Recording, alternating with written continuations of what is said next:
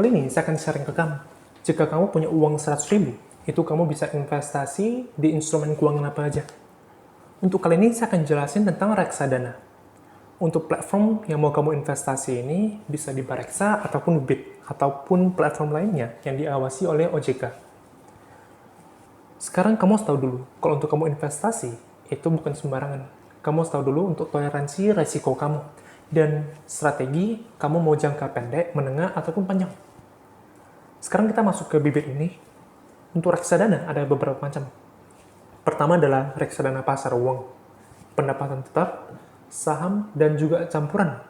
Ada juga yang berbasis syariah. Dan untuk kali ini, saya akan masuk ke bagian reksadana pasar uang. Ini salah satu investasi instrumen keuangan yang relatif aman. Karena uang yang kita titipkan di manajer investasi yang mereka kelola, itu rata-rata portfolio mereka. Itu merupakan instrumen yang sangat aman, deposito, dan juga yang lainnya yang di jatuh temponya di bawah 1 tahun. Dan kamu harus tahu, kalau untuk minimum pembelian, ada yang dari 10.000 dan juga 100.000. Kalau untuk yang kali ini, kalian bisa lihat, ini di Manulife dan Akas. Untuk minimum pembeliannya, kalian bisa lihat ini, dia 10.000 aja. Dan kalian harus bisa lihat juga untuk return CAGR-nya, dan kalian bisa pantau di data historicalnya. Ini udah disediain. Kalian bisa melihat dari waktu 3 bulan, setahun, 3 tahun, 5 tahun, bahkan seterusnya juga. Dan kalau kalian lihat grafik ini, mereka cenderung naik. Kenapa? Karena instrumen keuangan yang mereka taruh ini, 100% itu alokasinya di pasar uang. Dan kamu sendiri jangan cuma dengar rekomendasi dari aku juga. Kamu sendiri harus pelajari, karena ini bukan ajakan ya. Uang yang kamu taruh itu, kalau misalnya di reksadana pasar uang, itu kamu harus tahu juga, ada reksadana pasar uang, manajer investasinya itu, mereka nggak semua uang taruh di alokasi pasar uang 100% ini. Ada yang taruh di pendapatan tetap ataupun campuran saham juga. Sehingga kadang tuh hasil returnnya itu bisa fluktuatif, tidak stabil jika manajer investasinya taruh 100% di pasar uang ini. Sekarang saya kasih contoh lagi, kalian bisa taruh di mana lagi uang 100.000 ini. Kalian bisa taruh juga di reksadana saham. Untuk manajer investasi ini, kalian bisa lihat juga sendiri, kira-kira kalian lebih suka manajer investasi seperti apa. Entah berdasarkan return, hasil under management, ataupun lainnya. Untuk kali video ini, saya ambil random ya. Sekarang saya ambil BNP Paribas Srikahati ini. Kita lihat minimum pembeliannya.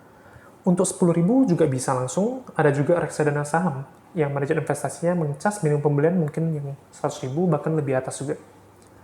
Kalian bisa lihat sendiri untuk returnnya. Ada yang 9%, dalam waktu 3 tahun juga ada. Dan sekarang kalian bisa lihat nih. Asumsi kalian dalam waktu nilai investasi per bulan 100.000 nih. Dalam waktu setahun, itu uang kalian bisa diakumulasi menjadi 1,2 juta lebih. Bagaimana bila dalam waktu 3 tahun? Itu akan jauh lebih tinggi juga. Jadi artinya apa? Semakin banyak uang yang kamu taruh di dalam instrumen investasi ini, yang manajer investasinya pasti aman, maka akan semakin tinggi juga total instrumen keuangan ataupun investasi kamu pada akhirnya. Sekarang kita masuk ke bagian campuran ini. Perlu aku kasih tahu dulu adalah reksadana saham ya. Jadi bedanya kalau kita pribadi investasi saham itu apa? Kalau reksadana saham itu adalah orang-orang yang profesional membantu kelola kita. Mereka membantu kita memilih saham apa yang mereka investasikan. Kalau kita pribadi kan biasa kalau investasi, itu kan kita pilih individual tuh. Semua tergantung dengan pengetahuan kamu. Kalau kamu pribadi tidak punya waktu untuk memantau ataupun tidak ingin ribet dan juga mungkin masih minim pengetahuan, kalian bisa coba di reksadana saham. Tapi kalau kamu yakin sama diri kamu sendiri, kamu bisa juga investasi di saham individual. Yang kamu bisa langsung pergi ke misalnya Philips Sekuritas, buka akun, dan kamu pilih sendiri saham yang mau kamu investasi. Kalau untuk di bagian individual saham, tentunya kamu harus memiliki beberapa kemampuan, yaitu adalah fundamental analysis dan juga technical. Tapi untuk video ini kita gak akan bahas ya tentang hal itu. Sekarang kita bahas lagi untuk reksadana campuran nih. Ini juga bisa investasi dengan uang 10.000 aja udah bisa juga. Kalian bisa lihat.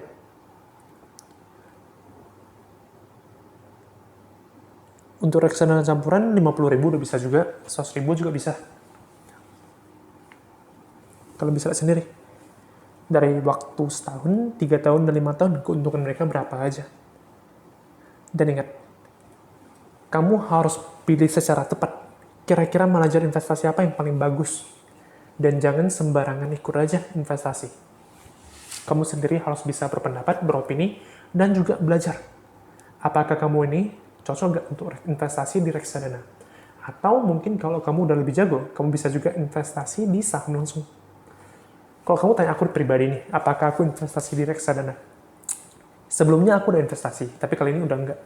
Mayoritas portfolio saya tuh sekarang lebih ke obligasi negara, lalu juga saham individual, dan juga P2P lending sebagian.